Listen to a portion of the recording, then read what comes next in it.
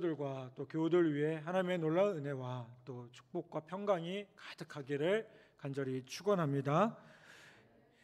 미국 서부 개척 시대에 주요 이동 수단으로 쓰였던 역마차에게는요, 세 종류의 좌석으로 나뉘어져 있었다고 합니다.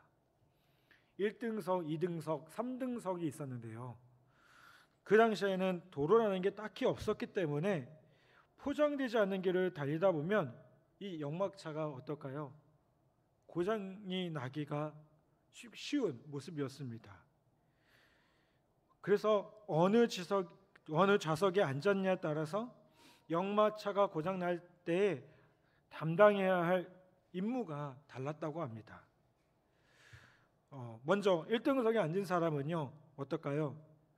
고장이 나도 그냥 자기 자리에 앉은 사람이에요. 앉아 있는 사람이라는 거예요.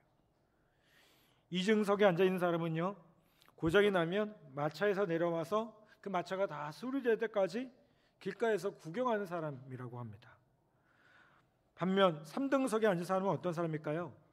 고장이 나면 즉시 내려서 마부와 함께 마차를 밀고 고치는 일에 직접 뛰어드는 사람이었다고 합니다. 흔히 마부들은 역마차가 출발하기 전에 3등석에 앉아 있는 사람이 누구인지 눈여겨보았다고 합니다.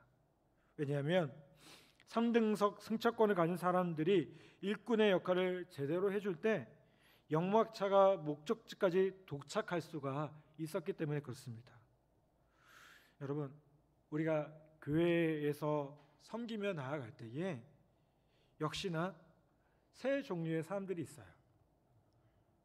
우선은 가만히 앉아서 인정받고 대접받으려고 하는 사람들이 있어요. 또 어떤 사람이 있을까요? 구경꾼들도 있겠죠, 그렇죠? 뭐 하나 이렇게 구경하는 분들이 있어요. 그리고 세 번째 부류의 사람들은 어떤 사람입니까? 팔을 걸어붙이고 하나님의 일에 자신이 내어드리는 일꾼으로서 이런 역할을 감당하는 사람들이 있습니다. 그런데 이런 사람들이 사실은 많지 않음을 보게 돼요. 사도 바울은 본문에서 자신을 가리켜서 뭐라고 얘기하냐면 교회의 일꾼이다라고 고백을 합니다. 여기서 언급된 교회의 일꾼이란 성직자를 가르치는 말이 아닙니다. 일꾼이란 종을 의미하는 헬라어 디아코노스라는 말을 번역한 뜻으로서요, 이 말에서 영어의 디콘, 이 집사라는 뜻이거든요. 이 말이 유래가 되었어요. 그래서 디아코노스는 성직자나 특별한 지도자에게만 사용된 단어가 아닙니다. 일꾼이나 종을 가리키는 아주 보편적인 용어였음을 보게 돼요. 이 당시에 영적 위기에 봉착해 있었던 골로새 교회에 필요한 것은요, 다름 아닌 뭐였을까요? 참된 일꾼이었습니다. 바울은 그러한 필요성을 절감하면서 골로새 교회에 편지를 씁니다. 우리는 23절 말씀에서 그런 분위기를 느낄 수가 있어요. 23절은 이렇게 말씀합니다. 만일 너희가 믿음에 터하고 터 위에 굳게 서서 너희 들은 바 복음의 소망에서 흔들리지 아니하면 그리하리라. 이 복음은 천하 만민에게 전파된 바요 나 바울은 이 복음의 일꾼이 되었노라. 아멘. 바울은 이 구절에서 특히 굳게 서서라는 말과 흔들리지 아니하면이라는 말의 무게를 싣고 있는 것 같습니다. 무슨 말을 하고 있습니까? 골로새 성도 여러분, 굳게 서셔야 합니다. 흔들리시면 안 됩니다. 이 상황 가운데 더 굳건하게 서 있어야 됩니다라고 사도 바울은 골로새 성도들을 향해서 외치고 있다는 거예요. 사도 바울이 왜 이렇게 이야기하고 있겠습니까? 당시 골로새 교회 성도들 가운데 굳게 서 있지 못한 사람들, 흔들리는 성도들이 있었기 때문에 그렇다는 거예요. 여러분, 하나님이 쓰실 만한 교회의 진정한 일꾼이 되기 위해서는요, 그들이 가져야 될 확신에 대해서 바울은 세 가지 측면에서 이야기합니다.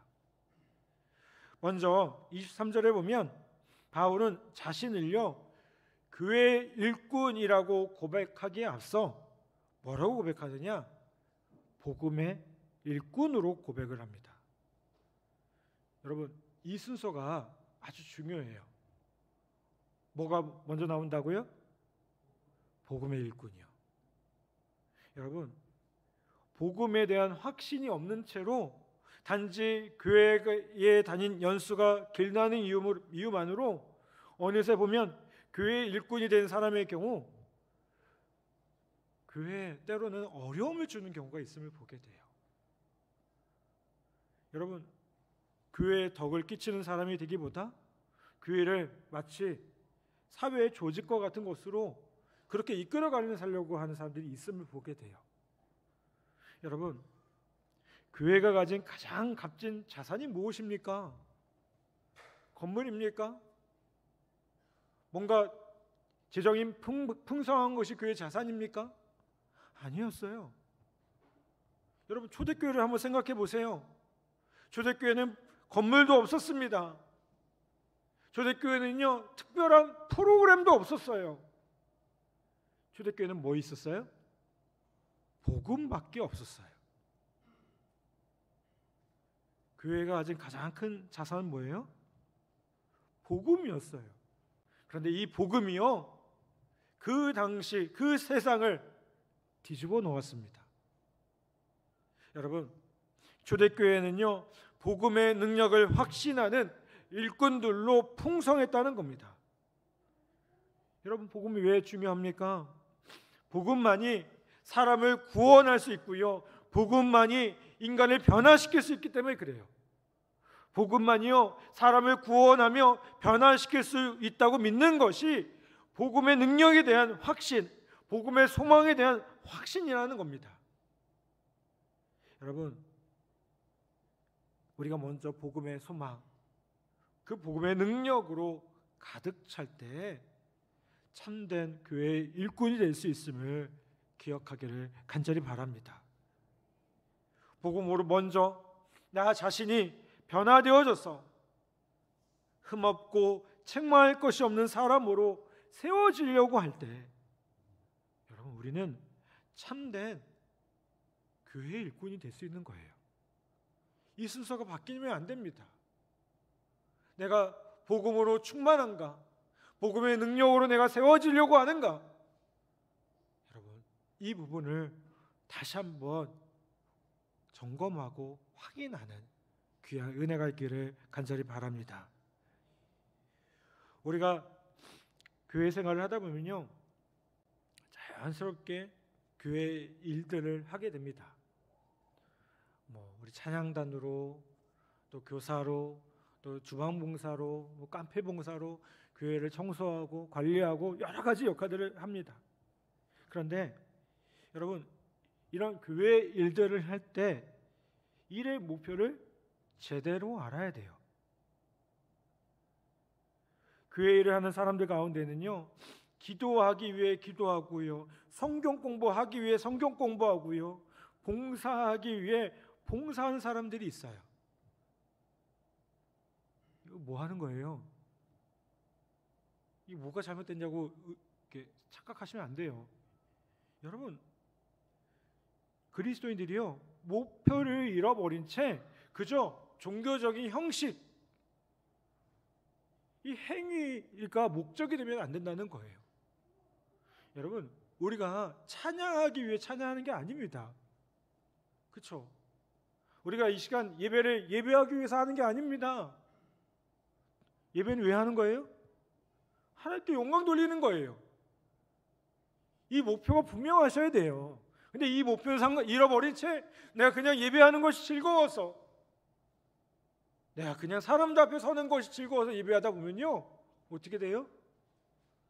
이게 큰일 나요. 자꾸만. 여러분, 그렇다면 하나님께서 우리를 일꾼으로 세우신 이유, 목표가 무엇입니까? 25절에 보면 바울이 이렇게 얘기합니다. 내가 교회의 일꾼 된 것은 하나님이 너희를 위하여 내게 주신 직분을 따라 하나님의 말씀을 이루려 함이니라. 아멘. 여러분, 바울이 교회의 일꾼 된 건요, 하나님의 말씀을 이루기 위해, 바꾸어 말하면 하나님의 뜻을 이루기 위해 일꾼이 되었다는 거예요. 여러분, 이 하나님의 말씀은요, 제가 지난번에 말씀드린 것처럼 그 핵심에 놀라운 비밀이 있는데요. 그 비밀이 뭐예요? 다 까먹으셨죠? 뭐예요? 예수 그리스도예요. 아멘? 여러분, 그러므로 하나님의 일을 하는 건요, 하나님의 말씀을 이루려는 것이고요. 그것은 뭘까요? 예수님을 나타내는 겁니다. 여러분, 우리가 교회에서 사역을 하면서 우리 이 사역의 목표를 분명히 아셔야 돼요. 우리가 사역을 왜 합니까? 예수님을 드러내는 거예요. 우리가 전도를 왜 합니까? 교회 자랑하고 교회가 부흥하고 성장하기 위해서만 합니까? 아니요. 그거를 통해서요, 예수님이 드러나는 거예요. 여러분, 우리가 교회 우리 사명 선언문에도요, 우리가 복음으로 치유한다고 표현하고 있어요. 우리는 복음으로 이 땅을 치유해야 될 사명이 있어요. 아멘. 28절에 보면 모든 형태의 사역의 모습이 나타나고 있습니다. 28절에 보면요, 중요한 동사 셋이 등장하는데요. 뭐가 나오냐면 전파한다, 권한다, 가르친다라는 거예요. 여러분, 우리 믿는 자들이 전파하는 게 무엇입니까? 예수 그리스도예요. 우리가 사람들에게 개인적으로 권고하는 내용이 무엇입니까? 예수 그리스도예요. 예수 그리스도를 믿도록. 여러분, 또 우리는 무엇을 가르칩니까? 예수 그리스도를 가르치는 거예요. 아멘. 우리 그 CC의 그 김중근 목사님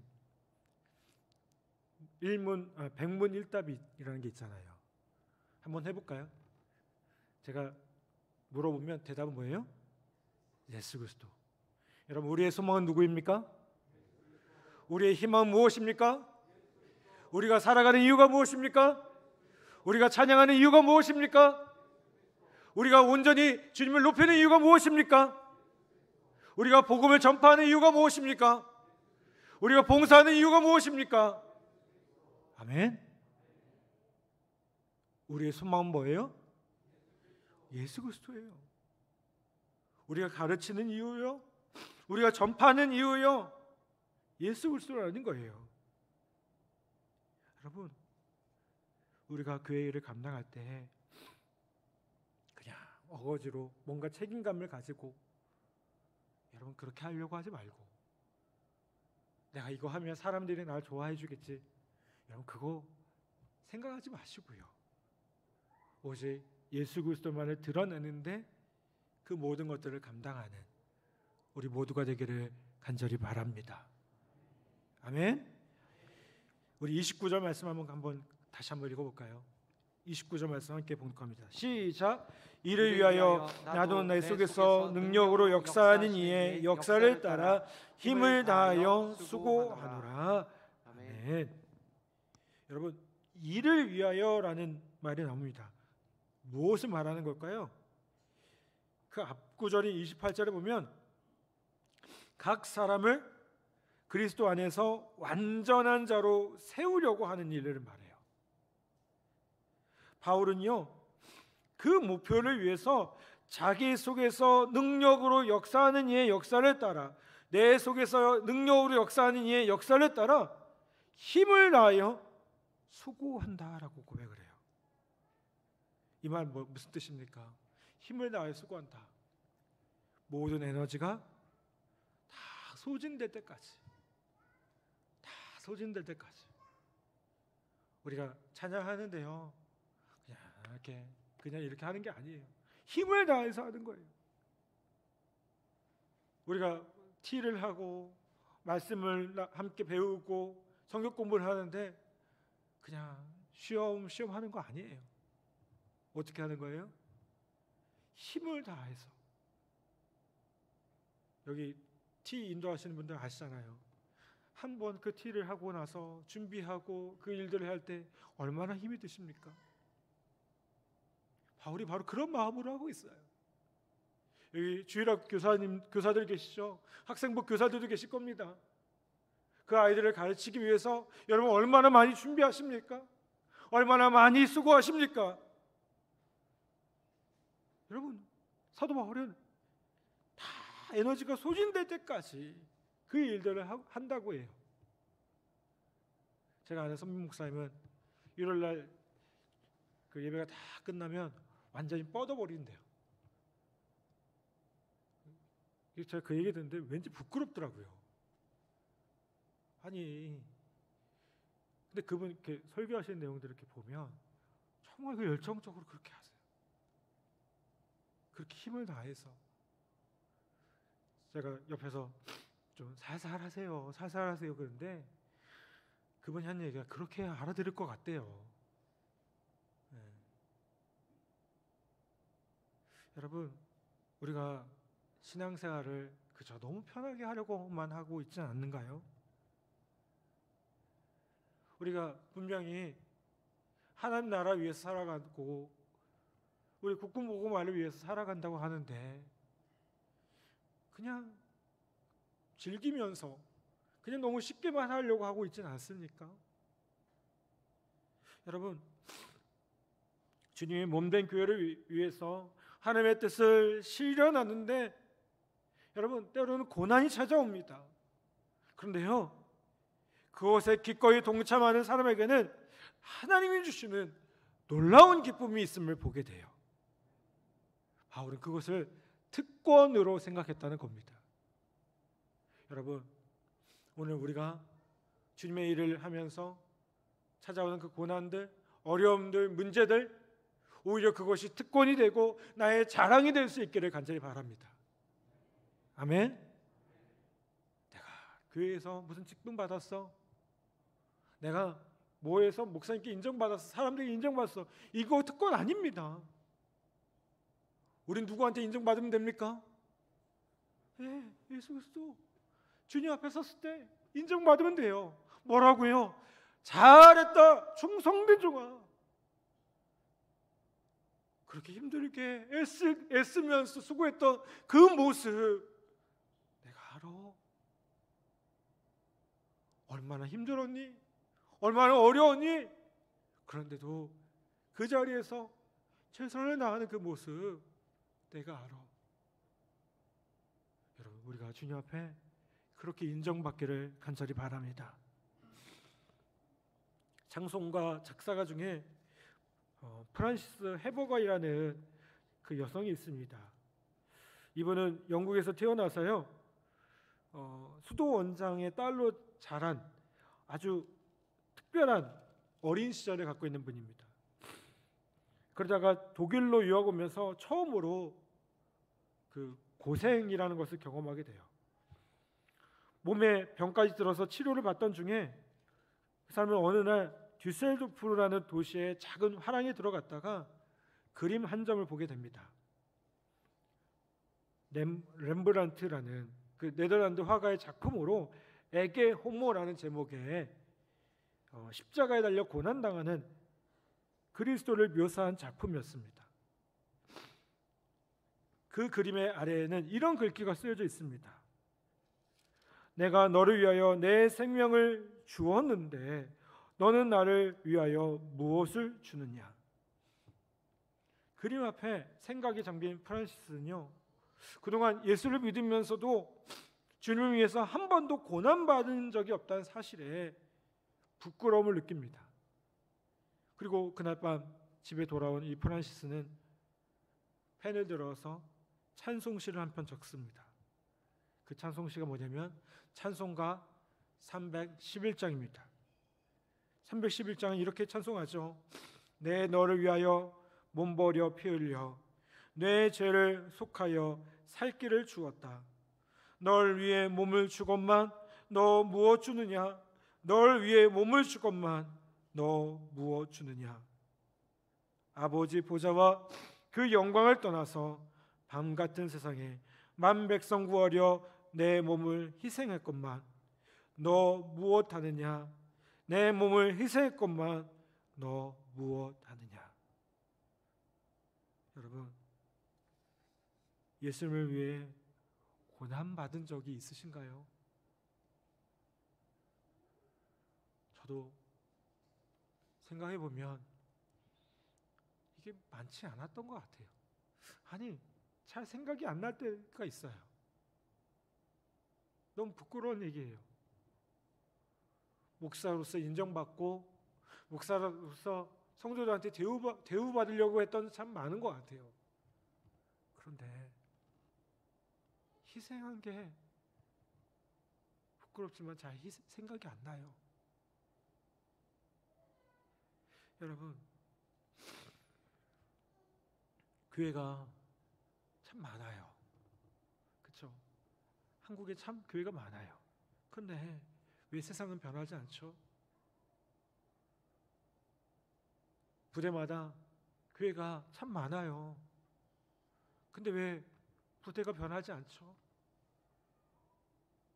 이 지역에도 교회가 얼마나 많은지 몰라요. 왜 변하지 않죠? 여러분, 바로 주님을 위해서 희생하려고 하는 사람이 없어서는 아닙니까? 널 위해 몸을 주건만 너 무엇 주느냐? 널 위해 몸을 주건만 내 몸을 주었는데 너는 나를 위해서 뭘 주고 있니? 여러분, 오늘 주님 나라와 그 영광을 위해서, 그 복음을 위해서 기꺼이 십자가를 지고 고난 받을 각오가 되어 있는 사람, 교회의 일꾼이 아니라 복음의 일꾼, 하나님 나라 위해서 기꺼이 희생당할 각오가 있는 사람, 주님은 그런 사람을 찾고 있다는 사실을 우리 모두가 기억하기를 간절히 바랍니다. 오늘 다시 한번 이 주님의 말씀 앞에 우리 민감하게 반응하고 내가 주님 나라 위해서 살아가기 원합니다. 내가 주님 앞에 마지막 앞에 섰을 때 그 칭찬 하나만 바라보면서 나아가기 원합니다. 우리 그렇게 함께 나아가는 우리 복된 성도들 되기를 주님의 이름으로 간절히 부탁을 드립니다. 이 시간 우리 말씀을 생각하며 우리 함께 찬양하겠습니다. 우리에게 소원이 하나 있네. 우리 함께 찬양하겠습니다.